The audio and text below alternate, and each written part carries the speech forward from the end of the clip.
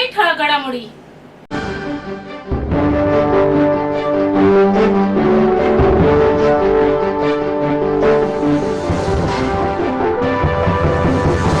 मराठी अभिनेता प्रसाद ओक मुख्य भूमिकेत असलेला धर्मवीर मुक्कामपूर ठाणे हा चित्रपट प्रचंड गाजला. शिवसैनिक आनंद दिघे यांच्या जीवनावर आधारित असलेल्या या चित्रपटाला प्रेक्षकांचं भरभरून प्रेम मिळालं. पहिल्या भागाला मिळालेल्या प्रतिसादानंतर धर्मवीर 2 ची घोषणा करण्यात आली होती. नुकतंच या सिनेमाच्या शूटिंगचा मुहूर्त सोहळा पार पडलाय. या सोहळ्याला मुख्यमंत्री एकनाथ शिंदेने हजेरी लावली होती.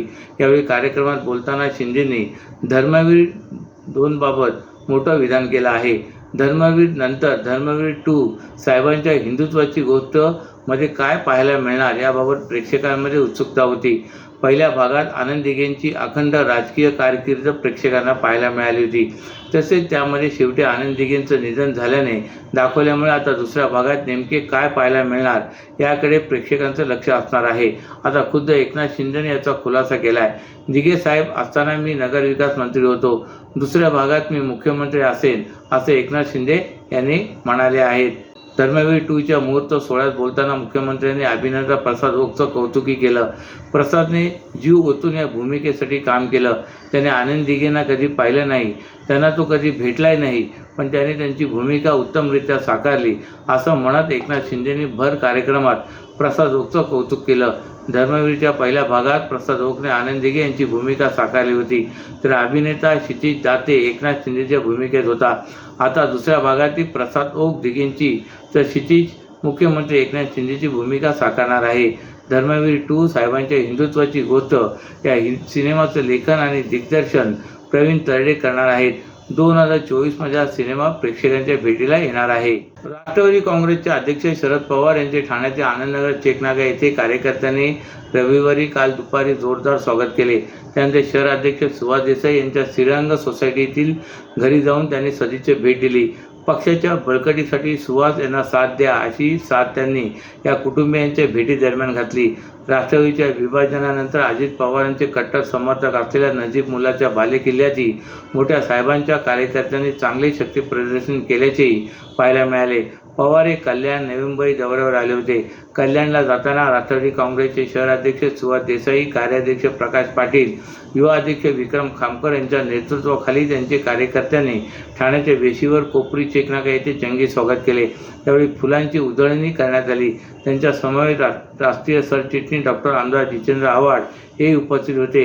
देश का नेता कैसा हो, शरद पवार जैसा हो, पुरोगामी महाराष्ट्राचा बुलंद आवाज शरद पवार अशा घोषणांच्या गजरातच पवार यांचे दुपारी 2:45 वाजण्याच्या सुमारास स्वागत करण्यात आले. साधारणतः अर्धा किलोमीटर कार्यकर्ते साहेबांच्या गाडीमागे पायी जात होते. त्यांची छबी टिपता येईल या आशेपोटी अनेक कार्यकर्त्यांनी या ठिकाणी मोठी गर्दी केली होती. मात्र साहेब गाडीतून न उतरल्यामुळे कार्यकर्त्यांची निराश झाली. त्यानंतर श्रीरंग सोसायटीतील सुहास देसाई यांच्या सायली 8C या निवासस्थानी ते गेले. तिथे सुहास यांच्या पत्नी सायली यांच्यासह कुटुंबियांनी त्यांचे औक्षण करीत स्वागत केले. या दरम्यान श्रीरंग सोसायटीमध्ये त्यांचे ढोल ताशांच्या गजरात फुलांचे उधळण करीत जोरदार स्वागत करण्यात आले. राष्ट्रवादीच्या बळकटीसाठी तुम्ही सुहास यांना अशी साथ द्या, आपण एकत्रित पक्षाला बळकट करू असे आवाहन यावेळी पवार यांनी देसाई कुटुंबियांसमोर संवाद साधताना केला आहे. शहीद वीर जवान नेहमी स्मरणात राहण्यासाठी खासदार राजन विचारे यांच्या संकल्पनेतून ठाणे महापालिका प्रभाग क्रमांक 12 सिद्धेश्वर तलाव परिसरात 2010 मध्ये शहीद उद्यानाची निर्मिती करण्यात आली. या उद्यानात दरवर्षीप्रमाणे यंदाही देशासाठी शहीद झालेल्या वीर जवानांना मान्यवरांच्या उपस्थितीमध्ये मानवंदना देण्यात आली. या कार्यक्रमाच्या समारोपात महापालिकेचे अग्निशमन दल, पोलीस दल, भारतीय वायुसेना दल यांनी श्रद्धांजली अर्पण केली आणि उपस्थित असलेल्या मान्यवरांच्या समवेत बाल युवकांचे देशभक्तीवर नृत्य सादर झाले. यावेळी भारतीय वायुसेनेचे विंग कमांडर शिवराज सिंग, भारतीय सैन्य दलातील सेवानिवृत्त कॅप्टन निकम, वरिष्ठ पोलीस निरीक्षक रवींद्र क्षीरसागर, आयोजक खासदार राजन विचारे, ठाकरे गटाचे जिल्हा प्रमुख केदार दिघे, शहर प्रमुख प्रदीप शिंदे, उपशहर प्रमुख मिलिंद मोरे, ठाणे शहर समन्वयक राम काळे, महिला उपशहर संघटक मंजिरी धमाले, कुंदा दळवी, युवा सेना जिल्हा निरीक्षक अर्जुन दाभे, शाखा प्रमुख धोंडू मोरे, तानाजी कदम, हिंदी भाषिक शिवसेना संघटक प्रभाकर सिंग आदी पदाधिकारी मोठ्या संख्येने उपस्थित होते. TJSB सौर शक्ती कर्ज गो ग्रीन करा वीज बिलावर बचत. आकर्षक व्याजदर, 84 महिने परतफेड कालावधी, 80% लोन, व्यावसायिक आणि उद्योजकांकरता सुद्धा. अधिक माहितीसाठी तुमच्या जवळच्या शाखेला भेट द्या किंवा संपर्क साधा.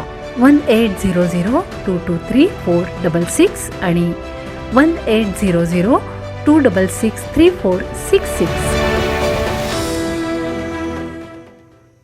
सर्व नागरिकांना आवाहन करण्यात येत आहे की सध्या डासांमार्फत पसरणाऱ्या डेंग्यू या आजाराचा प्रसार रोखण्यासाठी प्रत्येकाने पुढील प्रमाणे कार्यवाही करावी.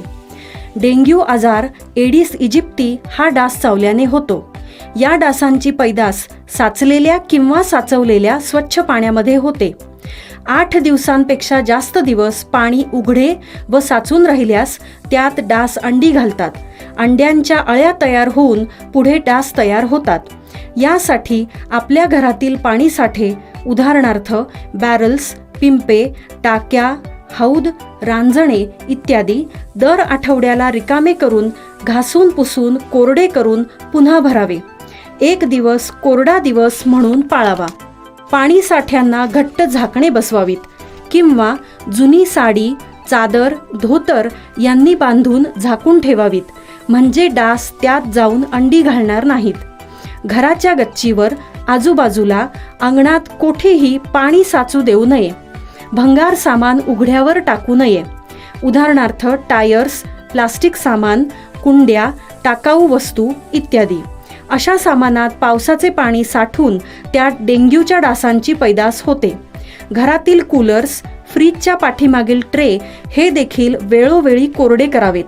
लक्षात ठेवा, नुसत्या फवारणीने डास घनता कमी होत नाही, तर त्यासाठी डास पैदास ठिकाणे नष्ट करणे ही आपल्या सर्वांची जबाबदारी आहे.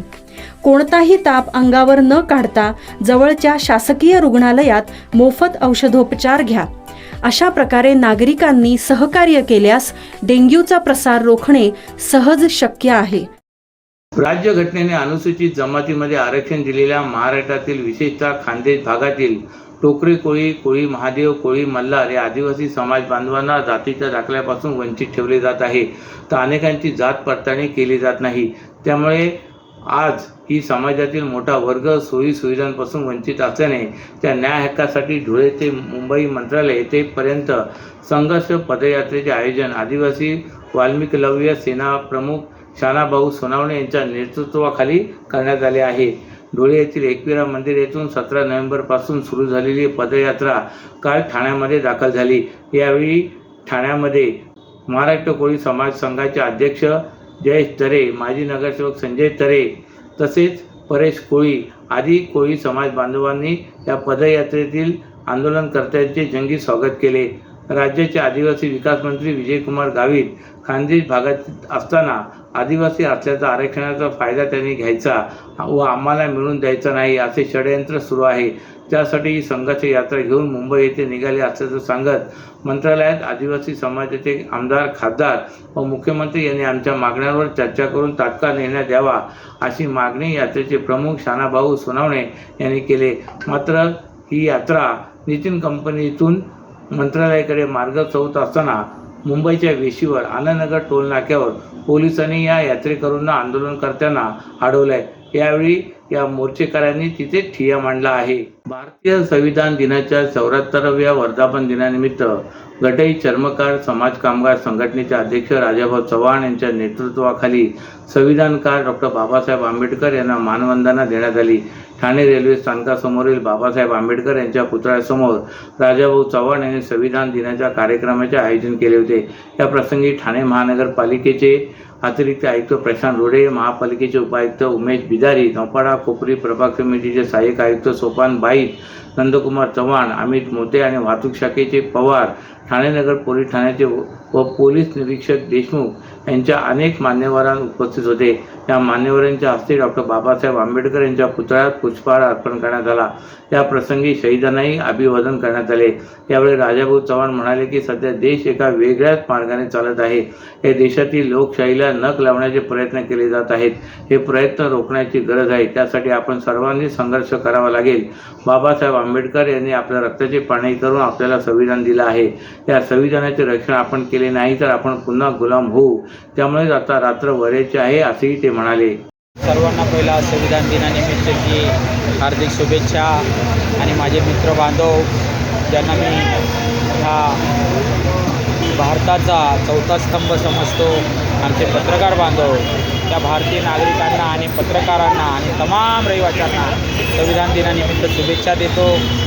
मित्रांनो, आज गटई चर्मकार समाज कामगार संघटनेच्या वतीने आजच नाही तर हा जेव्हापासून पुतळा उभारलेला आहे तेव्हापासून या संघटनेच्या वतीने महापालिका प्रशासनाच्या वतीने हा कार्यक्रम केला जातो।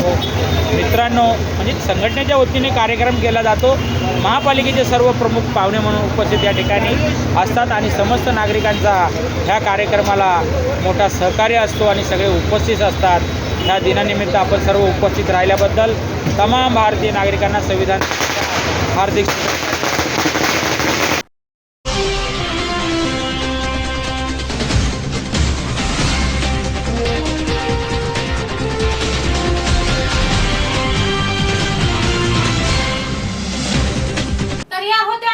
ठळक घडामोडी। तर पुन्हा भेटू याच वेळी याच ठिकाणी। ठाणे दर्पण या वृत्तवाहिनीचे प्रसारण YouTube वर पाहायला विसरू नका।